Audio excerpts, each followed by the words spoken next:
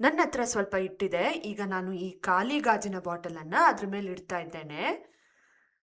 ನೋಡ್ಬೋದು, ಅದನ್ನ ತೆಗೆದಾಗ ಅದು ಹಿಟ್ಟಿನ ಮೇಲೆ ಒಂದು ಗುರುತನ್ನ ಬಿಟ್ಟಿರೋದು. ಈ ಗುರ್ತಿಗೆ ಸ್ವಲ್ಪ ಆಳವೂ ಇದೆ. ಈಗ ಅದೇ ಬಾಟಲ್ಗೆ ನಾನು ನೀರನ್ನ ತುಂಬಿಸಿದ್ದೇನೆ, ಮತ್ತೆ ಹಿಟ್ಟಿನ ಮೇಲೆ ಇಡ್ತಾ ಇದ್ದೇನೆ. ಈಗ ಬಾಟಲನ್ನ ತೆಗೆದಾಗ ಆ ನೀರಿನ ಬಾಟಲ್ ಹಿಟ್ಟಿನ ಮೇಲೆ ಮತ್ತೆ ಗುರ್ತು ಬಿಟ್ಟಿರೋದನ್ನ ನೀವು ನೋಡ್ಬೋದು. ಈಗ ಈ ಎರಡನ್ನು ಹೋಲಿಸಿ ನೋಡೋಣ. ಯಾವ ಸಂದರ್ಭದಲ್ಲಿ ಗುರ್ತಿನ ಆಳ ಹೆಚ್ಚು ಇದೆ ಅಂತ ಗಮನಿಸಿ.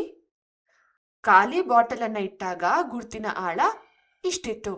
ಅದೇ ನೀರು ತುಂಬಿದ ಬಾಟಲ್ ಅನ್ನ ಇಟ್ಟಾಗ ಆಳ ಇಷ್ಟಿದೆ. ಹೀಗಾಗಿ ಎರಡನೇ ಸಂದರ್ಭದಲ್ಲಿ ಅಂದ್ರೆ ಬಾಟಲ್ಗೆ ನೀರನ್ನ ತುಂಬಿಸಿ ಇಟ್ಟಾಗ ಗುರ್ತಿನ ಆಳ ಹೆಚ್ಚು ಅನ್ನೋದು ಸ್ಪಷ್ಟವಾಗಿ ಕಾಣುತ್ತೆ.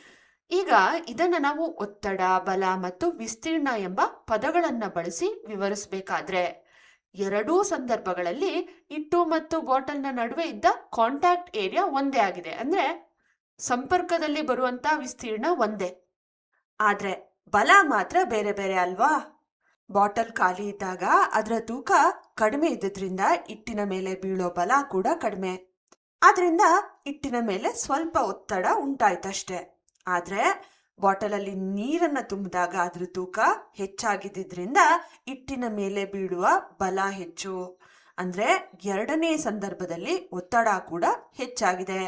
ಆದ್ರಿಂದಲೇ ನೀರು ತುಂಬಿದ ಬಾಟಲ್ ಹಿಟ್ಟಿನ ಮೇಲೆ ಬಿಟ್ಟ ಗುರುತಿನ ಆಳ ಹೆಚ್ಚಾಗಿ ಕಂಡು ಬರ್ತಾ ಇರೋದು.